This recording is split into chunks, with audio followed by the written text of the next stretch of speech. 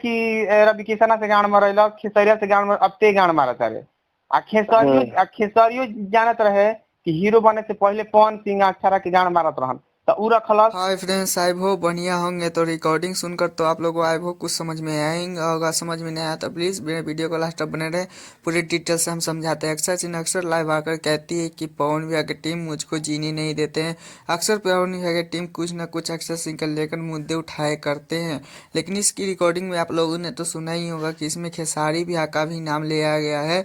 खेसारी भैया के एक शख्स नाम लिए हैं जिसपे पवन भैया ने कॉल पे बात करते हुए नजर आए थे, लेकिन इसके खेसारी भैया से कुछ लेना देना नहीं था। लेकिन अक्सर आप लोगों को तो पता ही कि ज्योति सिंह भी अक्षर सिंह को बदनाम करने पर लग गई है। सोशल मीडिया के सामने आकर कह रही है कि पवन भैया ने 3 महीने का प्रेग्नेंट कर दिए थे अक्षर सिंह को। अक्षर सिंह का अफेयर था, लेकिन पवन भैया से भी कुछ सवाल किया गया था, लेकिन पवन ने ज़्यादा कुछ सवाल का जवाब नहीं दिया। बोले जिनको को भी जो करना है करने दो विवाद। लेकिन अक्सर लाइव अगर अक्षर सिंह भी बोलती रहती है मीडिया के सामने कि प्राइवेट वीडियो लीक करने के लिए बोले थे, ये वायरल करने की धमकियाँ देते रहते थे।